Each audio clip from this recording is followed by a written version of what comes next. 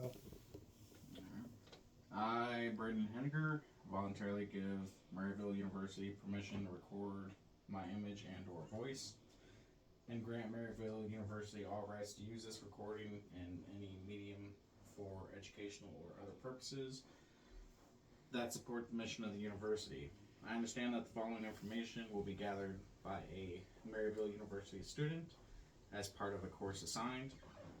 I give my express consent for this information gathering and physical assessment to be filmed and posted in the student's course shell for access by faculty and students at Maryville University.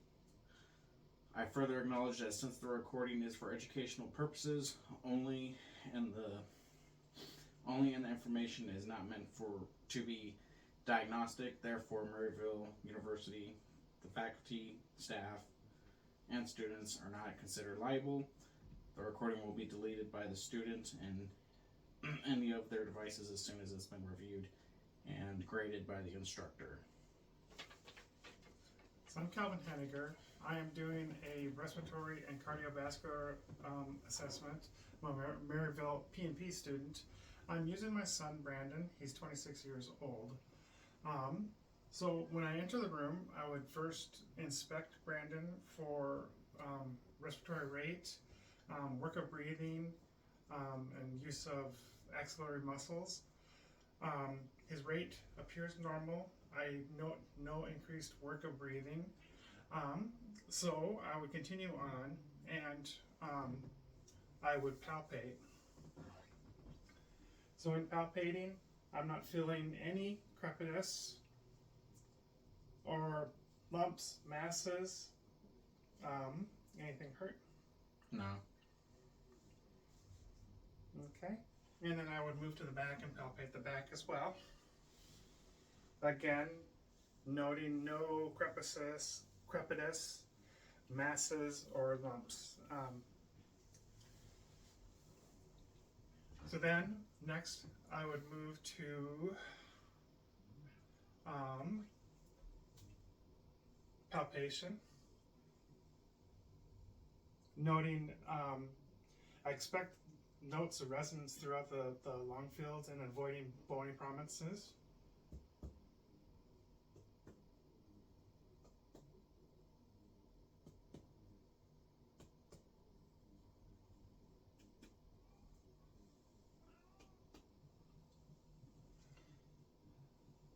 I note no jugular vein distension. So now I'm going to auscultate his lung fields using the diaphragm.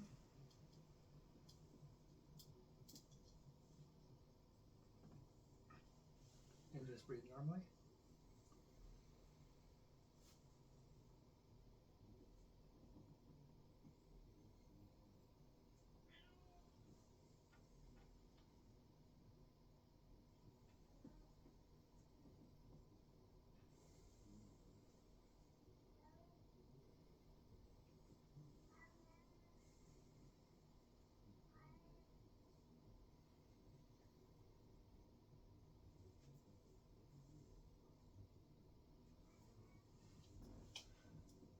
So throughout his chest fields, I noted visceral breath sounds, and then trachea, I noted bronchial breath sounds. Now auscultating his back, I expect visceral throughout the back as well.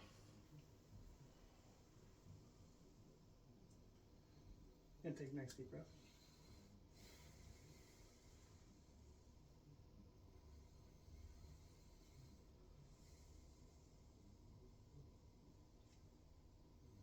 Deep breath.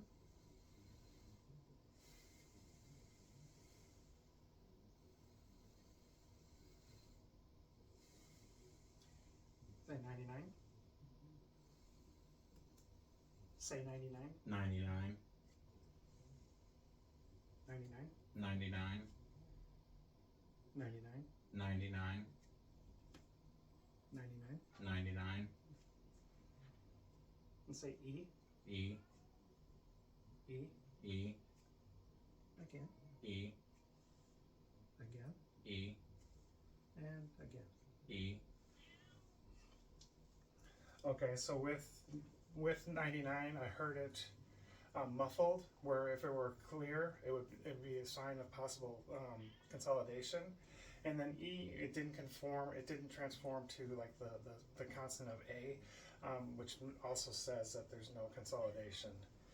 I'm gonna go ahead and perform. Can you say 99? 99. 99. 99. Okay. And I felt equal vibrations throughout. I'm also gonna check for expansion. Placing my thumbs midline. Go ahead and take a deep breath. Okay. And I note equal symmetrical expansion. I'm going to palpate his back, avoiding bony prominences.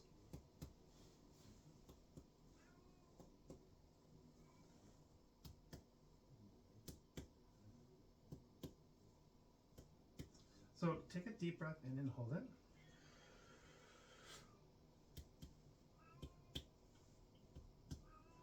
Okay, breathe.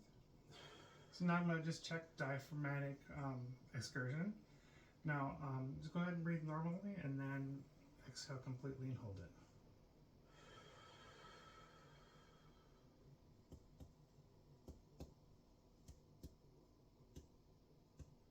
Okay, so I note about 3 to 4 centimeter difference, which is a normal finding.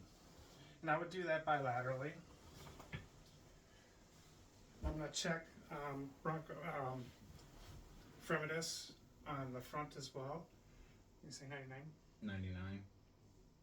Say 99? 99. Okay, and the vibrations are equal and symmetrical there as well. I'm going to move on to cardiac. I note no jugular vein distension. If you could lay back, please. To the pillows, please.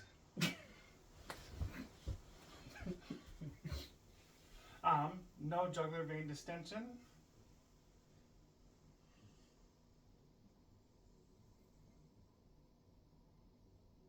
And I feel symmetrical pulses between the apical and carotid. Now using the bell, I'm going to listen for bruits.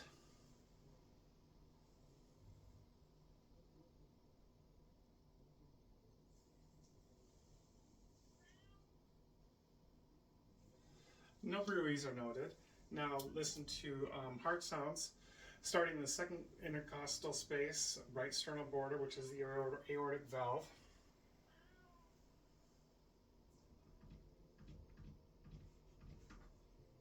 The second intercostal space, left sternal border, is pulmonic.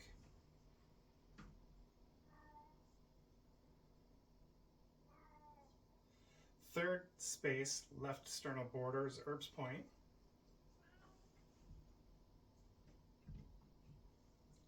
And fourth is the mitral valve. And then fifth space, mid-clavicular is apical. Now doing those same spats with the bell.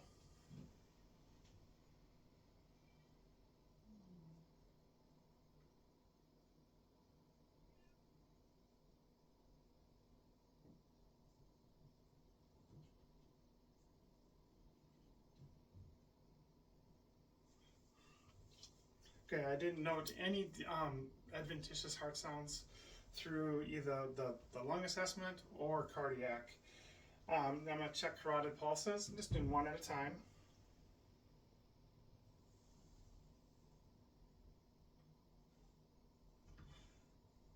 Now I'm going to check his axillary nodes. Any tenderness? No. Okay. If you could lay on your left side.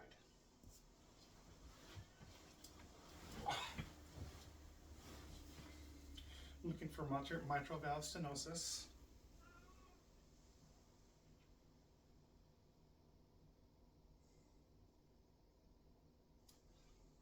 Okay, didn't hear any signs of mitral valve stenosis. If you could sit up, please.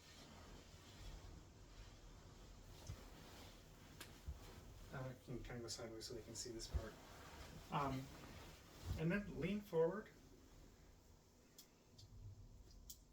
And exhale and hold it.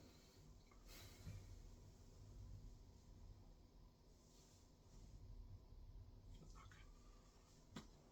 And I was looking for aortic stenosis, which I didn't note. Lay back one more time for me, please. So I'm going to assess aortic size.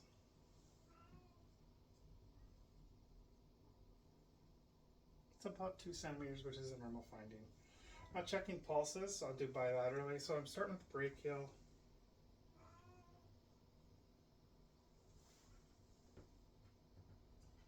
And then radial.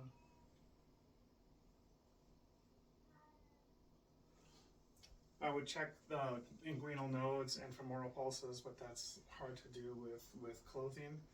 So I'll check popliteals.